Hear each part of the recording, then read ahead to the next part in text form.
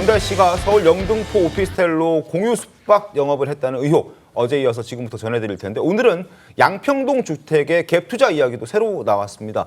양평동 주택을 산 시점이 문달 씨가 태국으로 이주한 이후의 얘기인데 장혜미 변호사님 이거 어떻게 된 겁니까? 일단 정확하게 이 소유 시점은 좀 파악을 해봐야 되는데요. 네? 본인이 에어비앤비를 이제 운영했다는 공유 숙박업소를 운영한 부분에 이 소유주의 어떤 그 소개를 하도록 돼 있는 부분이 있습니다. 네. 거기에 자신을 어떻게 소개했냐면 본인이 5년째 이런 관련 공유 숙박 사업을 하고 있다라고 한 거예요. 그러면 그걸 올린 시점으로부터 역산해 보면 아마 그 영등포구의 양평동 오피스텔을 매입 시점과 좀 겹쳐 보이기 때문에 그때부터 공유 숙박업을 했던 게 아닌가. 그런데 또 도돌이표처럼 제주 단독주택뿐만 아니라 이 서울에 있는 오피스텔도 허가를 제대로 득한 것이 맞느냐. 네. 이러면서 또 다시 법적 쟁점화되고 있습니다.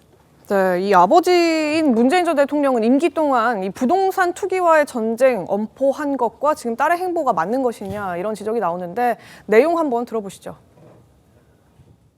부동산 시장의 안정, 실수요자 보호, 투기 억제에 대한 정부의 의지는 확고합니다. 부동산 투기와의 전쟁에서 결코 지지 않을 것입니다. 자, 양평동 주택도 이상한 부분이 참 많습니다. 문달 씨의 에어비앤비 소개란을 보면 임대 경력이 5년으로 나와 있는데 공교롭게도 이 주택 구입 시기와 좀 겹칩니다. 변호사님 어떻습니까? 네, 이게 사실 보면은 이게 그 에어비앤비에서 이른바 슈퍼호스트라고 맞습니다. 영업 네. 많이 하는 사람으로 이제 문다희 씨가 돼 있다는 거 아니에요. 이게 지금 그 기간 5년이라는 게 이제 어떤 의미가 있냐면은 이 양평동 집을 사자마자 에어비앤비로 쓴 것이 아니냐. 네.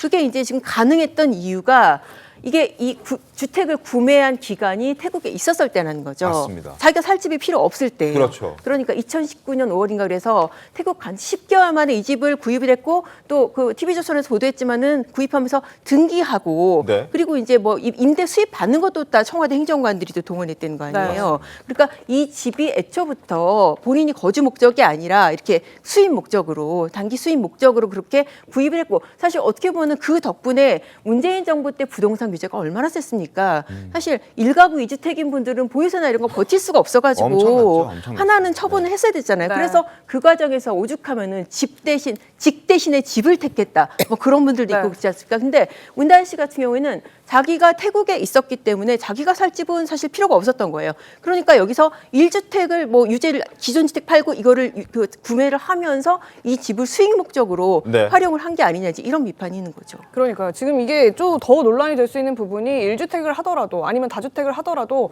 실거주를 내가 하는 상태여야 된다라는 게 그 당시 이제 문재인 전 대통령도 강조했던 부분이었던 것 같거든요. 그러니까 네. 부동산 투기는 안 된다 이런 지적이었던 건데 지금 문달 씨가 태국에 거주하면서 지금 양평 오피스텔을 숙박업으로 사용했다라는 거잖아요. 가능은 한 겁니까 법적으로? 이게 사실 그러니까는 이 신고를 해야 되는 네. 거죠. 뭐 관할 구청에다가 이제 뭐 숙박으로 등록을 하고 신고를 해야 하는데 뭐 이거 안 한 거 아니냐 그래서 뭐 지난달에 신고가 들어가서 뭐 영등포구청이 조사를 하고 있다 이제 이런 그 보도가 나오지 않습니까? 그러니까 일반 뭐 주택 같은 경우에도 이제 숙박업으로 등록을 하고 신고를 하면은 가능한데 다만 신고를 하면은 여러 가지 이제 규제가 따르죠. 뭐 소방 시설이라든지 그럼요. 여러 가지 위생에 관련된 부분 그런 규제가 있기 때문에 만약에 그것을 안 하게 되면은 안 하고 숙박업을 하게 되면은 약하지만은 형사처벌 규정까지 있습니다. 징역 제가 기억하기로는 징역 2년 이하 이제 그렇게까지 알고 있는데 그래서 이 부분도 지금 뭐 제기되고 있는 여러 가지 뭐 뇌물죄 관련이라든지 뭐 음주운전 지금 조사받고 있는 이거하고는 별도로 아마도 뭐 크기와는 별도로 들여다볼 법적 쟁점이 되지 않을까 싶습니다. 본인도 아마 문제가 있었던 걸 알았었던 것 같아요. 설령 신고가 됐더라도 실거주를 안 한 부분에 대해서 따로 처벌도 이루어질 수 있는 거죠. 실거주는 이제 실거주를 안 한 것 자체를 아마 그 처벌을 하기는 어려울 것이고 네. 이제 실거주 의무 같은 경우에는 그때 당시 이제 특이과열지구라든지 이런데 주택을 취득할 경우에 이제 실거주 의무가 적용되는 그런 부분이 있거든요. 근데 제가 기억하기로는 그 당시 이제 양평동이 이제 그런 지역인지는 다시 조금 확인을 해봐야 될 것 같은데 아무튼 그 부분은 지금 일단 당장 문제되는 부분은 신고에 관련된 것이고 네. 실거주 관련된 건 조금 더 따져봐야 될 것 뭐 같습니다. 주택의 구매 목적은 다양할 수 있으니까 그 부분 좀 따져봐야 될 것 같긴 한데 어찌됐든 간에 숙박업을 운영하면서 신고를 하지 않았다는 부분은 아마 이건 충분히 불법의 소지가 다분하다라고 평가할 수 있을 것 같고 그리고 아마 본인도 이걸 잘 알고 있었을 것 같습니다. 정광재 대변인 그 한 보도를 보셨겠지만 당연히 사촌집에 왔다라고 설명을 하라라고 얘기를 하잖아요. 저도 그 보도 보고 깜짝 놀랐습니다. 네. 그러니까 이 안내 문구에 누가 물어보면 사촌 집에 사촌집이라고 왔다라고 얘기를 해라. 답하세요라는 안내 문구가 있었다는 거 아닙니까? 그 얘기 자체는 이렇게 자신이 숙박업을 하고 있는 것이 불법 행위다라는 네. 것을 충분히 인지하고 있었음을 뭐 유추해 볼 수 있는 대목이죠. 저는 근데 여기서 약간 뜬금없는 얘기를 하자면 이래서 특별감찰관제 도입해야 되는 겁니다. 네. 문다혜 씨도요. 문재인 전 대통령 시절에 특별감찰관 5년 동안 임명을 안 했거든요. 네. 특별감찰관의 감찰 대상이 대통령의 배우자, 사촌인의 친인척, 수석비서관 이상입니다. 이랬다면 당연히 그 제도의 틀 안에서 문다혜 씨가 활동할 수 대상이었죠. 있었다면 네. 그러면 이렇게 불법적인 행동에 대해서도 감찰이 이루어졌을 거고 경고의 목소리가 분명히 있었을 거예요. 근데 그러지 못했기 때문에 문다혜 씨가 정말 거의 무법천지처럼 다니면서 불법적으로 돈벌이를 할 수 있었던 거잖아요.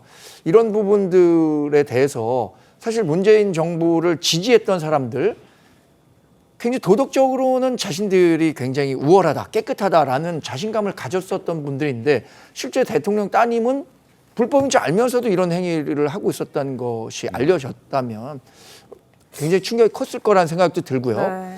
또 하나는 문다혜 씨가 태국에서 들어온 후에 청와대에 거주했습니다. 네. 청와대 거주하는 대가로 오피스텔이나 양평동은 경제 활동을 할 수 있었던 거예요. 이것도 사실 뭐 출가했지만 그 청와대 와서 사는 것에 대해서 법적인 문제는 없겠습니다만 도덕적으로는 그러면 청와대 와서 살면서 이렇게 자신이 갖고 있던 자산으로 경제 활동을 했다는 것에 대해서는 좀 비판 어린 시각이 있겠죠. 방금 표현 중에 무법천지 이런 표현을 이제 조금 과도했던 것 같다 저희가 설명을 드리고요. 다만 이제 문다혜 씨 쪽에서 얘기하기로는 이제 구청 신고를 해야 하는 건 몰랐다. 왜냐하면 에어비앤비로 이제 숙박업을 했기 때문에 에어비앤비에만 등록을 해놓으면 따로 구청에는 신고해야 신고 안 해도 되는 줄 알았다. 이런 취지로 이제 설명을 하기는 합니다. 네. 물론 이제 확인을 해보니까 에어비앤비로 활용을 하더라도 구청에 별도로 신고를 해야 되죠. 신고를 해야 하는 시스템이었다는 거 이제 뒤늦게 드러나게 된 이 부분인데 지금 이제 영등포구 오피스텔은 아직 드러나지 않았습니다만 그 양평집 같은 경우에는 지금 이게 갭투기 의혹이 일고 있거든요. 일부는 이제 그 구기동에서 산 그 자금으로 하긴 했지만 나머지 부분은 이제 전세금을 충당해서 이른바 갭투기를 했다 이런 의혹인데 장윤 변호사님 이 부분은 어떻습니까? 일단 본인의 자금 출처가 정확하지 않다면 이제 은행 대출을 끼고 사는 경우가 있는데 지금 저기 그래픽이 나오는데요. 네, 일단 맞습니다. 7억 6천만 원의 양평동 주택을 구입했는데 서울 구기동을 매각한 대금이 5억 1천만 원이고 자신이 보유하고 있던 현금 2천만 원, 그러니까 5억 3천만 원은 일단 본인이 마련한 것 맞는 것 같고요. 그리고 임대보증금으로 받은 2억 3천만 원이 이제 저 부분 때문에 갭투기 의혹. 네네. 당시에 이제 갭 투자를 할 수 있게 많은 사람들이 했었죠. 맞습니다. 했었는데 지금 저게 이제 문제가 되는 건 문재인 정부 시절에 갭 투기 하지 말자라고 말을 했는데 문재인 대통령의 딸인 문다혜 씨가 갭 투기를 하니까 이건 투자가 아니다, 투기다 이렇게 얘기를 하는 거잖아요. 그렇죠. 만약에 일가구 왜냐하면 그 당시에 이제 공직자도 청와대 일가구 2주택자, 다주택자 같은 경우에 이게 이제 투기성으로 부동산 투기 명목으로 보유했다라고 좀 네. 짐작되는 부분이 있어서 결격으로까지 했는데 다주택을 그런데 이제 문다혜 씨 같은 경우는 저희가 흔히 갭 투자라고 하면 거의 한 막 90%까지 뭐 그렇긴 예, 하죠. 막 그런 네, 걸 네. 통상적으로 지칭하긴 합니다만 일단 본인이 종전에 소유하고 있던 구기동 빌라를 팔아서 받은 돈과 그리고 아마 대출을 따로 일으키진 않은 것 같지만 이제 보증금으로 그걸 충당하는 경우가 이제 왕왕 있긴 한데 네. 그 부분과 관련해서 이게 뭐 면제부가 줘야 된다 이게 과도하다라는 말씀을 드리고 싶은 것이 아니라 이제 여러 주택을 사업 명목으로라고는 하지만 이제 갖고 있었다는 건 문재인 정부의 또 부동산 정책과는 결이 다른 측면이 다르죠. 있어서 네. 예, 그 부분에 대한 비판은 겸허히 수용해야 될 것 같습니다.